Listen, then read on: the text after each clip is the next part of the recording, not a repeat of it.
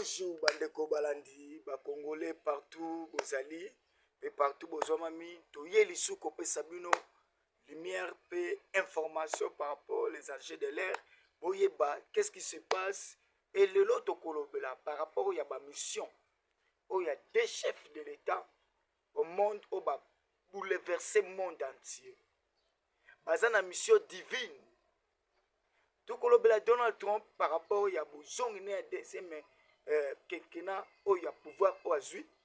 Peto Kolobela Mokonzi Mboka Fachi Beton, que le chef de la République démocratique du Congo, Oyo Azana Katia Kubundisa Mamingi, Monaki, le Lengeni na premier mandat na ye, pe na deuxième mandat na ye, Azana Katia Kusala, le Lengeni du chef de l'État a subi toutes les humiliations, tous les combats, Oyo Bate Belé, même ba Congolais, ba pesa qui est chance.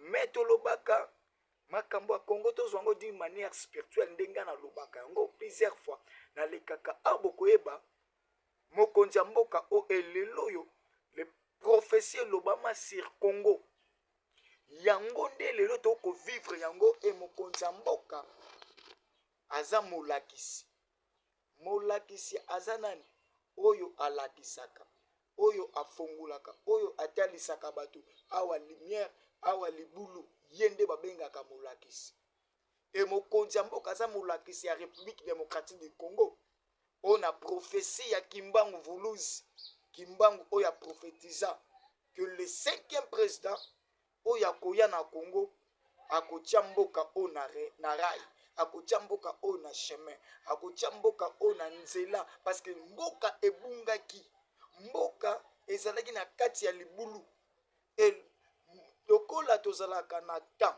parce que dans la prophétie tozalaka na accomplissement pe na temps. Ok, prophétie bako prophétiser bako loba mais prophétie wana toko vivre ngote même jour et cause beta pe ba ne ok na ne wana to neleko nde yango to bengaka tango tango wana so ekoki nde to vivaka l'accomplissement ya prophétie o ezaki déjà prédestiné o ba déjà balobaki maintenant le temps ya Congo eza mboka moko boye mboka moko béni oyo na latin na 1985 oyo ba géologue ba kotaka ba monaka na mir ya lamentation bakoma kuna bamonaka rivière ya deux choses bamonaka ba rivière ya République démocratique du Congo ou rivière Congo à l'époque et na kati nango bamonaka mir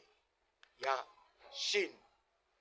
Ok, na kati ya deux choses maintenant Congo na kati ya rivière wana bamonaka elongi et c'est descend na kati ya mai wana ezaki elongi ya Mvuluzi Kimbangu. La terre ya RDC eza terre moko prophétique benitaye terre moko prophétique terre moko béni c'est ça et mais Kimbangu tango alobaka bato bakanisaka ndeti malobaka moko loboko mona 5e président oyo akokita ma prophétisaka mpe alobaka o 5e président na yebisi bino tango akokita na awa na nkamba na Jérusalem ndenge bango babatiza babengaka yango nkamba Jérusalem oyo akokita na avion awa c'est lui ye wana da kozala président oyo akotia mboka o na rai pe président na kozala na mandat te mais kozala na mission parce que mandat ezalaka déterminé okosala premier mandat okosala deuxième mandat esili mais mission il faut au finir mission o bapesi soko osilisi yango te okolongwa te donc il faut au finir sa tâche ndenge Jésus Christ asisaka mission na ezalaka na âge ya 33 ans mission na esilaka nde amataka na esika na elelo aza glorifié. C'est ça. Mais moto nini to mona ki na nkamba pa kita na avion. Na kati avion ayaki ko kita. Ezaki chef de l'État muko tombolo. Bato ba ebele ba yebaka mona koloba.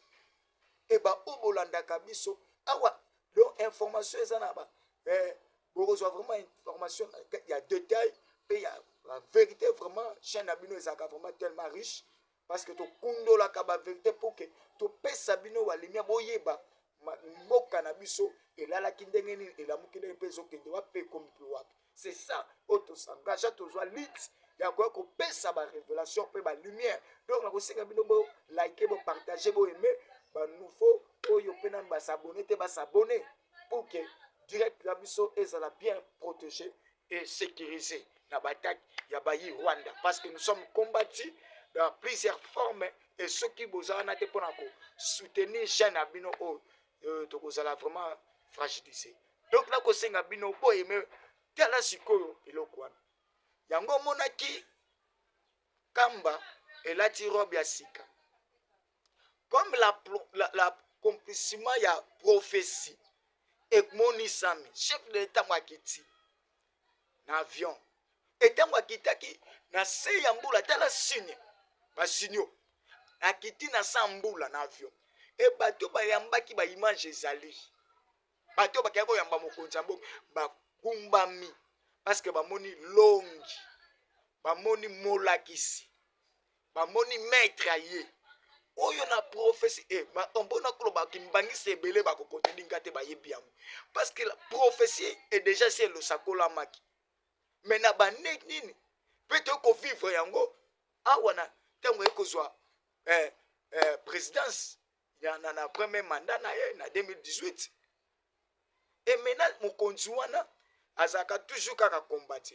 Voyez même Joseph combattu par son propre frère bateki ye mais lokolo ezali voix ya nzambe ezali compliciment ya nzambe esengelaki ekokisama selo mokano ya nzambe esengi bateka ye ekoteka ye na bon babwakaki ye na libulu bange baboma balobi moko na bango te toboma te tobwaka ye babwaki ye mosusu te toteka ye nyonso wana ezalaki bavoix pour que Joseph akoma nkumu pour que compliciment ya nzambe destination oyo nzambe atia kati ya Joseph ekokisama parce que nzambe akosaka et maintenant eleko oyo mpe lokola Congo terre prophétique terre de prophètes terre ya nzambe nde sikoyo na kati yango wana nzambe apesaki prophétie et le temps maintenant ekokisami yango toza na kati ya kovivre ta ya nzambe ya oyo basakolaki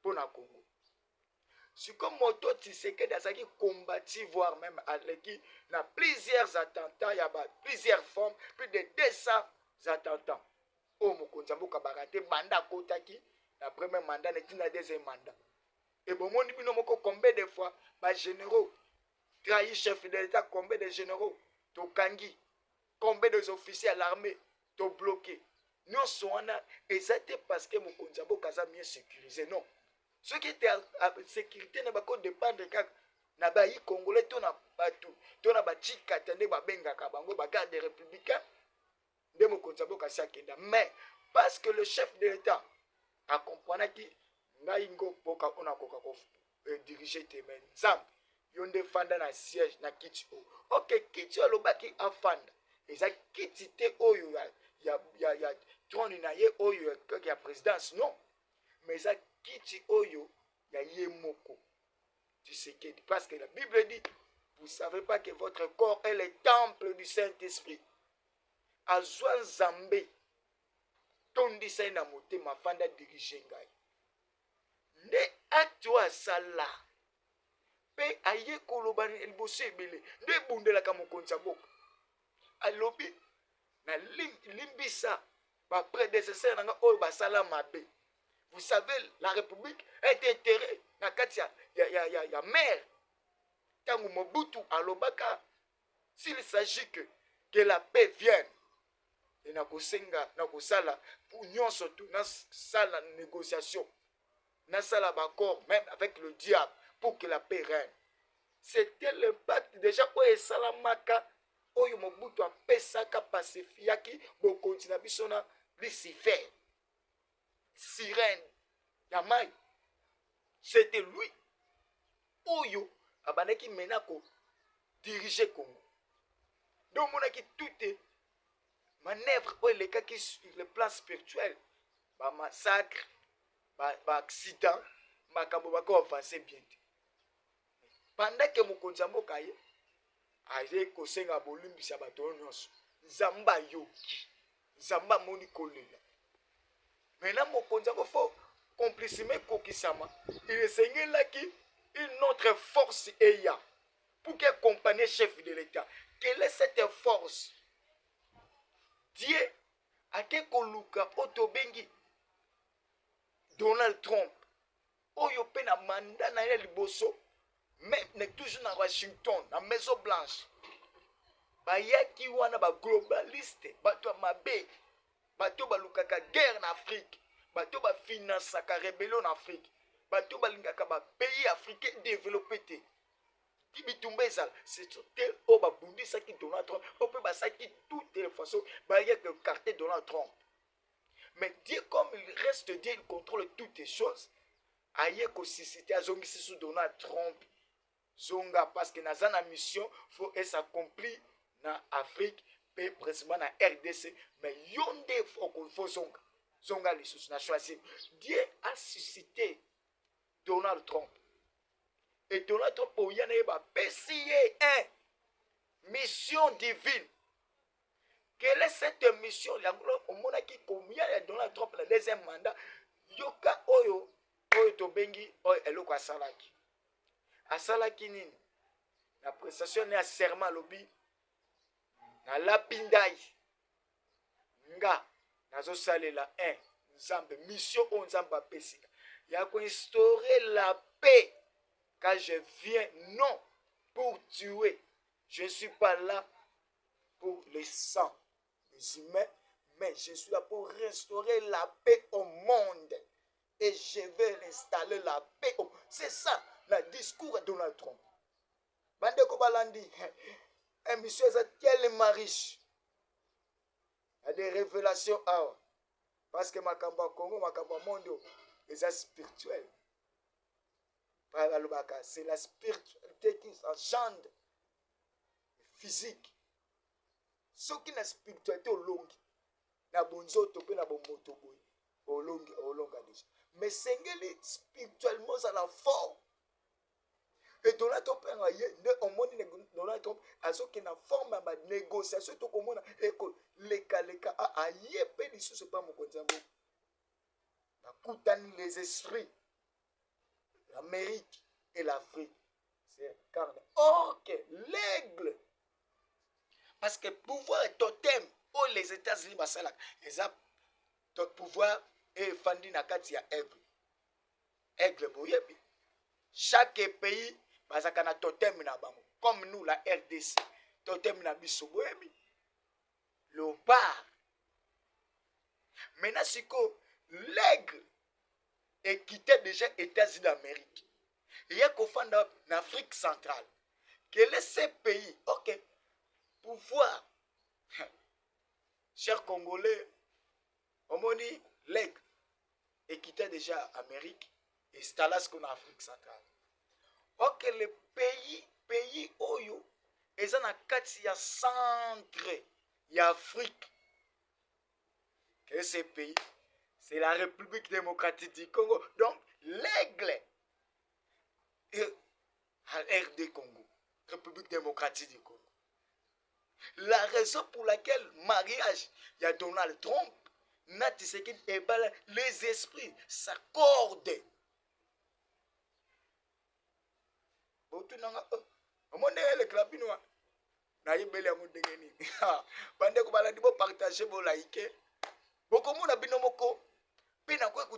avec image à la passe que tu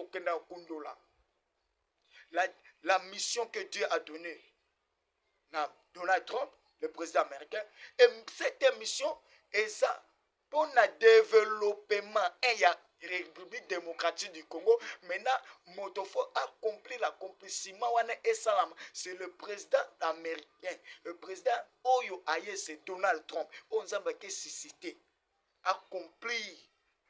Donc, bien Donald Trump à lui-même, à lui seul, mais comme ça, monsieur Tinda Nzambe, il y a divinité à Banza, il y a bon Nzambe. Nde etindiye à rapprocher à Kanama lui. Non, tala le Donald Trump. A commis naye otobengaka azosala biso marketing ya kobengisa bainvestisseur partout dans le monde que le Congo est tellement plutôt boya, la guerre est finie. Voilà Donald Trump. Qui peut croire? Donald Trump est comme un marketeur, azosala biso marketing dans le monde. Qui peut croire? Congo na ndi ya niveau oboyebil eza na économie na se eza na balolenge tout obino bolobaka. Mais Donald Trump s'est engagé. Il y a Kobeka, il y a Kozwa, Congo a porté et plusieurs investisseurs, plusieurs pays économiques, autres pays, l'accomplissement de la parole et de la promesse de l'Éternel. Ça gêne de j'espère que ceux qui n'ont pas le réalisateur biso par vie a koki kokotisa biso image botala prophétie oyo baloba peto kozonga boyebeke to manula to landa biso na bino. Dieu me dit il y a une élection député là qui vient. Comment on appelle les élections de députés là? Législatives. Ça vient? Est-ce que ça vient? Ici ou bien chez là-bas. Dieu, l'Assemblée nationale là, il y aura quelque chose qui va arriver. Ce groupe là va partir. Le Seigneur dit de vous dire qu'il va susciter des députés qui feront sa volonté. Parce que ceux qui sont là sont en train de combattre les intérêts de Dieu. Mais je ne sais pas pourquoi je vois le président Donald Trump au Congo. C'est promis qu'il va venir au Congo. Est-ce qu'on peut acclamer le Saint-Esprit? Est-ce qu'on peut acclamer le Saint-Esprit? L'Esprit de l'Éternel me dit, j'ai choisi Trump. Écoutez la prophétie. Rien n'empêchera le président Trump de faire aussi un second mandat. Écoutez-moi bien. Les gens vont le combattre dans le monde entier. Et l'église s'élèvera en sa faveur. Et par les prières de l'église, parce que Dieu n'a pas fini avec Trump. Ce qu'il a commencé, il doit l'achever avant qu'il ne quitte les États-Unis d'Amérique. Vous savez ce qu'il va faire? Vous savez ce qui va se passer? Je vais vous révéler. Dieu va l'utiliser pour être un instrument de cette gloire. Il y a des choses qu'il va traiter avec le président. C'est les choses de Dieu. Il va s'intéresser au pays. Dieu veut faire quelque chose d'étonnant. Il sera l'instrument de la nouvelle législature. Est-ce qu'on peut dire Amen très fort? L'Esprit de l'Éternel me dit qu'il va donner le second mandat à Sekedi. Rien ne l'arrêtera. Aucun opposant. Le pays sera calme en son temps. Il n'y aura pas de danger. La paix sera dans le pays. La bénédiction sera dans le pays. Beaucoup de Congolais à l'extérieur vont regarder la paix. Dieu dit, je bénirai le Congo. Je ne l'ai pas encore béni. Je veux bénir le Congo. Je vais élever le Congo. Je vais le mettre au sommet du globe. Dieu dit, mon serviteur Trump sera un instrument pour ce que je veux faire. Je ne l'amène pas en l'air. Je lui ai donné un rêve. Je lui ai montré le Congo. Il a vu le Congo en rêve. Il ne vient pas au Congo en l'air. Je suis passé par mes serviteurs les prophètes. Je lui ai annoncé qu'il y a un pays en Afrique où je veux faire quelque chose. C'est pour ça qu'il vient. C'est moi l'Éternel qui le mandaté d'aller au Congo. Je vois une société Donald Trump au Congo, c'est pas ce que c'est. Donald Trump, c'est Dieu dit de lui dire, l'Assemblée nationale m'appartient. Yes. Je suis le lion de Juda. Je marche déjà, j'ai déjà occupé les 3/4 du Congo. Je marche maintenant vers le sud. Je veux remplir le pays. Je veux remplir le pays. Les députés qui sont là, j'ai vu leur combat contre mon serviteur. Je suis descendu afin de les raser. Le Congo sera un. Vous savez, ce n'est pas... Vous comprenez de quoi je parle? Je ne parle pas du Congo, Zaïre, Congo, comment on dit ça, Brazza. Je vois un Congo. Ce que tu dis, c'est vrai à 100%. Parce que le Congo est en train de prendre tous les pays de l'Afrique centrale pour mettre Dieu au-dessus des pays. C'est vrai. Est-ce que quelqu'un peut acclamer le Seigneur? Maman, écoutez-moi. Ce qui va arriver, ça va être étonnant. Dieu veut choisir des députés chrétiens. Il y a beaucoup de chrétiens parmi les Congolais qui sont des cadres. Le Seigneur a vu leur cœur. Il a entendu leur prière. Dieu m'envoie leur dire très bientôt, je vais former un gouvernement avec des députés chrétiens. Les décisions ne seront plus signées par Satan, mais c'est les chrétiens qui vont décider. Il y a beaucoup de cadres en Europe que Dieu veut ramener au pays. Écoutez-moi maintenant.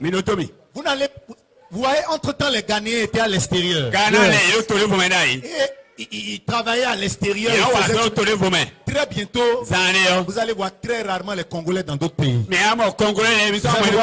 Parce que leur pays produira tout. Cite le football congolais. Je le rendrai puissant. Je vois les footballeurs congolais nouvelle génération qui vont sortir la tête de nulle part. Ils vont se retrouver en Coupe du Monde. Ils vont aller en quart de finale. L'Esprit de l'Éternel dit de vous dire, mes regards sont portés sur la nation congolaise. Je vais faire quelque chose d'inouï et de spectaculaire. My God. Il dit de vous dire, le port du Congo sera une richesse. Le port du Congo sera une richesse. Voilà, Bandeko Balandi. Merci, na grand réalisateur Miso Parvi. Denge a tozakine même moral. Bino moko bouti komona bouti kolanda. Lolenge prophétie et lobamaki sur Donald Trump. On a outi koloba. Pe lolenge prophétie ya République démocratique du Congo. Oyo esangage o mokonzi ya mboka aye kofandisa yango pe kokokisa yango parce que l'esprit eyakaka par un moto oyo azikarnaka yango et quel est cet homme c'est Fachi Beton. La raison pour laquelle comme dans cette prophétie elobama depuis kala depuis bino moko bomuti omo elobama kala bato nyonso bakobundisa Congo benemi ya Congo. Ils seront écartés. Ils seront anéantis. Parce que le temps, il y a prophétie, accomplissement, prophétie, et kokisami, oyo mundo incarné prophétie, et kokisama lelo, et cet homme-là, a cause la combattu, mais jamais abattu. Mais ceux qui zo katebino bozo combattre moto à Simbi, oyo, l'équance de Bonzambe, il y a divinité à Bonzambe. Nde omoni même en assemblée nationale na biso elobama pekal parce que vous tous vous savez comment notre assemblée qui a siégé na bayi rwandais bato deux fois bako bundisa Congo baki ko telemela tout ces développements il y a censé il y a Congo il y a République démocratique du Congo bako bundisa la petit seke bako bundisa seke bako liestela manio konamai mais aujourd'hui là comme Dieu reste Dieu, bango tout basé écarté. Voilà même Vital Kamer où nous sommes aujourd'hui. À Zongi maître, à Komi Kotangisa, parce que à Bundi c'est Congo trop. Mais le temps lui a été donné, il y a Kotika Makambona. Mais le col a quitté. Dieu reste Dieu et il est fidèle. Il a écarté Vital Kamer. Voilà les prophéties. nous voulons de telles prophéties. Oyo sakola maki bandakala. Oyo te eza lokola ba pasteur na biso lelo a Congo Kinshasa. Oyo bouti komona eza prophète ya mboka na biso te. C'est un prophète de Nigeria. Tel appel année au sakola. Mais tel accomplissement au makambo olilo. Pe en sakola na otobengi ndembo. Ba beti nzenze. Ba beti otobenga ka ba beti ndembo. Ba jouer na biso lopa. Alors j'ai vu une nouvelle génération. Ils ont botama. Une nouvelle génération. Ils ont bimanili part. Chers Congolais bandeko balandi. La raison pour laquelle je vous dis, et Seigneur, nous devons prier pour nos chefs de l'État et nous devons être derrière notre pays, car nous n'avons qu'un seul pays. Et pas tout le ça qui peut arrêter dans le Congo ou dans le. Mais Dieu, comme il reste Dieu, a ramené donc une nouvelle renaissance et pour le décollage où il y a professeur et le bas, c'est l'État du Congo. Tel Bale na biso ezongi sikoyo. Bale na biso ezongi. Génération oyo eza génération ate bomeki tu go fermer. Mais lokola eza ta ya Nzambe ekoki ebeti bokokoka te tala lelo. Alobaka tokoleka mondial, tokobeta mondial. Et les gens n'entendaient pas, mais tokobeta mondial pe tokokoma tina quart de finale na mondial. Bino boko bomoni, ce n'est pas moi. Toyaka anabe bref. Tala ane sakola ki pona léopard. Wana kutu nanu kutu te tobeti ni mais sakola ki yango e bomoni pe ba image bomoni pe ba accomplissement o aloba ki yango ezoko kokisa lelo toko na pas moko toze la kaka vainqueur entre Jamaïque na ona nouvelle Calédonie moko na bango soki abimi de to obeta na e boyebi. Donc quel que soit le cas, la RDC jouera la RDC eza déjà na mondial peto ko beta quart de finale ko tunanga te e ko lekande na ba joueur kaka ba joueur au nouvelle renaissance ba joueur moko ba bimi nulle part ba joueur moko ba chaque espoir été Congo bezana ba joueur été tala Nigeria tala Cameroun dengi lelo ba leli Nigeria na Cameroun ba ko lo ba kino au Congo ba ye basé ba yebi kaka ndule ba yebi ka musique côté à foot bazate mais to beti bango to pupoli bango to pupoli parce que le temps il y a République démocratique du Congo est sonné. Congo est ce qu'on développe na ba voix nango nuance. La raison pour laquelle Eto'o Fils, la raison pour laquelle Didier Drogba, la légende il y a football africain, Didier Drogba se dit lui-même que non. Nous devons féliciter. Nous devons être maintenant derrière parce que c'est l'Afrique qui joue maintenant. Et la RDC représente maintenant l'Afrique dans des barrages à Coupe du Monde. Autozaka na match moko. Autobeta le 26 mars 2026. Alors, nous soutenir le Congo. Et Balingete, parce que 9 équipes déjà, mais Balingete, la RDC a participé comme 10 pays, 10 nations. En Afrique, au le mondial. Donc, il y a la quota, il y a biso et la vérité, il y a africain. Parce qu'aujourd'hui, la RDC se porte maintenant garant à Afrique. La raison pour laquelle Samuel Eto'o, malgré Ayima qui a tombé au Kaliba joueur en ailleurs, ils ont passé ça la Kabongo. Bon, parce que biso pe na stade de Martito, Panzaki Bakiti, bon, on a ça la capace, bino pe comme tout on a bino. Mais, Drogba, alors non. Au-delà de ça, nous sommes des Africains. Et bien, nous sommes des Africains. C'est la RDC qui gagne maintenant, qui porte l'Afrique. Mais au lieu d'être africain, il y a 10 nations et non 9. Parce que 9, déjà, l'équipe, c'est la biso, tout ça, la Kourou, pour que chaque année mondiale, tous tendre peu Korum oyo Afrique banda kozala toujours na quota ebele. La raison moni soutien à Congo, ya surtout na niveau ya bal et comme siko makambuka ya ba congolais comme makambo africain. Donc yo kaki ba loba clair, pe eloba maka clair, pe eza bongo. L'Afrique a la forme d'un revolver dont la gâchette se trouve à la République démocratique du Congo. Donc l'Afrique ne peut pas développer d'aller plus haut sans pourtant la RDC. C'est la RDC qui est la gâchette. La RDC qui est l'ascenseur. Il y a développement. Il y a Africains. Nous les Africains, nous les peuples congolais, nous devons être fiers parce que c'est notre temps maintenant. Il y a Congo et Afrique est développé. Donc, nous donc, makambo ezaki ebele, mais nakoki jamais kokende musika. Quant à moi, je vous remercie et n'hésitez pas de m'appeler dans mon numéro plus 243 89 620 86 98. Donc, il y a surtout porté la lumière sur ces dossiers à l'ensemble de l'actualité de la République démocratique du Congo. Merci, peuple congolais. S'abonner, partager et liker.